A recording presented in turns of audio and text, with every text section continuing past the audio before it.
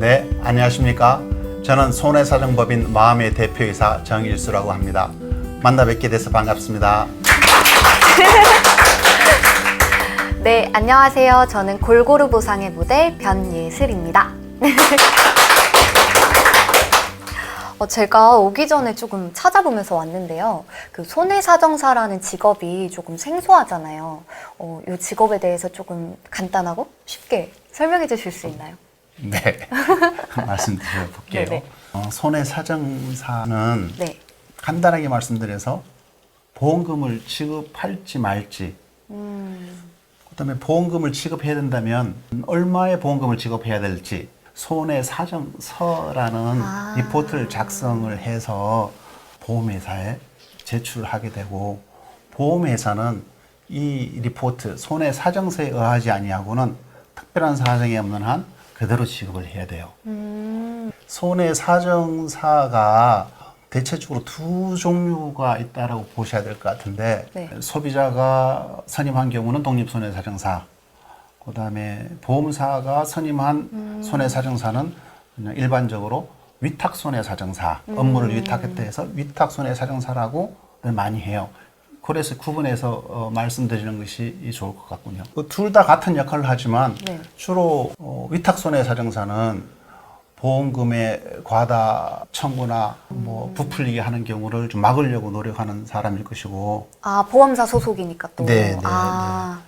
그다음에 뭐 보험 사기 이런 거 조사를 하고, 그다음에 독립손해사정사는 보험회사의 어떤 무리한 결정, 예를 들면 보험금을 이유 없이 감액하거나 보험금을 상당한 근거에 의하지 아니하고 네. 지급하지 않는 거구나, 뭐 그런 경우에 대해서 그것이 맞는지 틀린지를 독립손해사는 감별하고 문제가 있다 그러면 그것을 제대로 이의제기하는 역할을 독립손해사정사는 하죠. 그러면 보험사 소속 손해사정사랑 독립적으로 따로 이제 소비자가 네, 선임하는 사정사랑은 어떤 차이가 좀 있을까요? 보험회사가 선임한 위탁손해사정사는 네. 보험회사의 지시를 받습니다. 그러니까 위탁손해사정사의 미션, 보험회사의 미션은 보험금 누수 방지예요. 그러니까는 보험금 누수 방지라는 것은 안 나가야 될 때 돈 나가는 거. 그러면 나가지 않아야 될 때 보험금이 지급됨으로써 나중에 보험료가 올라가면 네. 다수의 또 보험계약자한테 불이익을 주잖아요. 요것을 방지하기 위한 일을 하는 것이 위탁손해사정사, 그러니까 보험회사가 선임한 손해사정사. 네네네. 미션이 달라요. 네. 그러면 소비자가 선택한 독립손해사정사는 네. 보험회사가 무리한 의사결정, 심사결정, 부당한 심사결정, 이런 거에 대해서 소비자 권익을 보호하는 그것이 미션이죠. 그러면 좀 제가 생각했을 때는 뭔가 좀 변호사랑 비슷하다는 생각도 드는데 네. 간단한 좀 차이가 있을까요? 변호사는 이런 보험 사건뿐만 아니라 네. 형사 사건, 뭐 다른 민사 사건, 뭐 이혼 사건 다양하게 다 취급할 수 있지만, 손해사정사는 보험 사고, 보험 사고. 보험 클레임만 처리가 할 수 있고요. 전문성의 입장에서 보게 되면 손해사정사가 보험 사고에 있어서 변호사보다 못하다 이렇게 생각은 안 합니다. 그 분야에서는 다른 어떠한 변호사보다 손해사정사가 잘 한다고 저는 생각하죠. 네. 그다음에 보험 사고 처리 기간에서도 약간 변호사가 취급할 경우하고 네. 손해사정사가 취급하는 경우에는 좀 차이가 있는데, 네. 물론 뭐 정확하지는 않습니다. 그러니까 소송이 제기되면 소송 확정 판결까지는 이 기간이 좀 오래 걸릴 수가 있죠. 그죠. 물론 네. 짧게 끝나는 경우도 있지만, 네.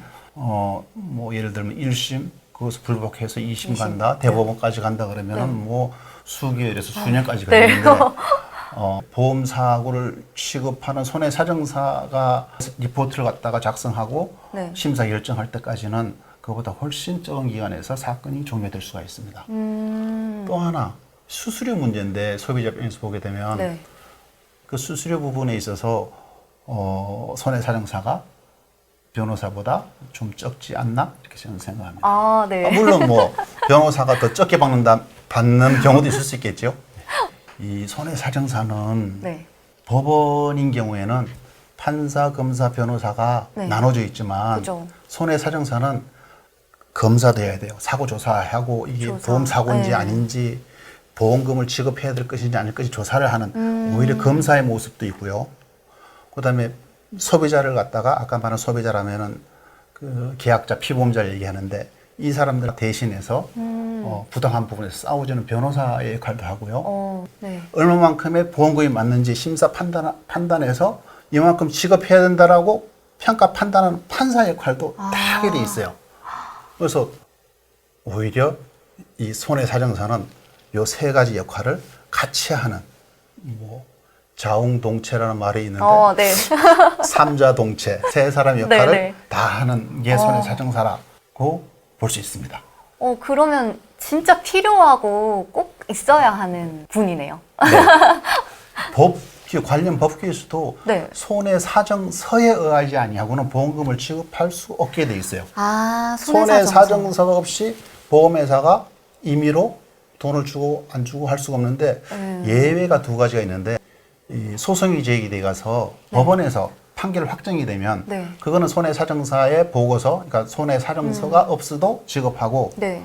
그다음에 간단한 보험사고의 경우 예를 들어서 서류 심사로 3일 이내 보험금이 지급되는 경우에는 손해사정서에 의하지 않아도 돼요. 그 위에 거는 무조건 손해사정사의 손해사정서, 이 리포트에 의해서 보험금 지급하게 되어 있습니다. 그러면 구체적으로 손해사정사가 필요할 때가 어떨 때가 있을까요? 아까도 얘기했지만 보험 사고가 발생하면 네. 보험회사든 소비자든 누구에 의해서든 손해사정사의 업무 이행, 즉 손해사정서를 작성하지 아니하고는 보험금 지급이 안 되기 때문에 언제나 필요합니다. 언제나. 다만 소비자 입장에서는 생각을 해봐야죠. 손해사정사는 소비자만 선임하는 게 아니라 보험회사도 선임하는 것이기 때문에 보험회사가 선임한 것을 믿고 신뢰하면 소비자는 독립손해사정사, 손해사정사를 선임할 이유가 없습니다. 그런데 제 경험에는 네. 보험 사고 중에 네.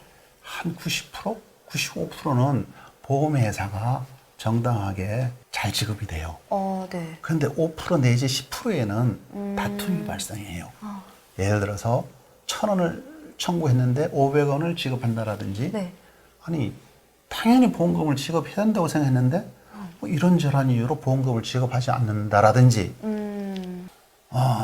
소비자 입장에서는 이런 경우도 왕왕 있어요. 보험회사의 어떤 처분이나 결과가 믿을 수 없을 경우 그것을 감별해서 제대로 보상을 받는 것, 그러니까 속지 않는 것의 이유는 됐을 수 있을지언정 네. 보험회사가 결정하는 것보다 더 많이 받을 수 있는 것은 사실상 아니죠.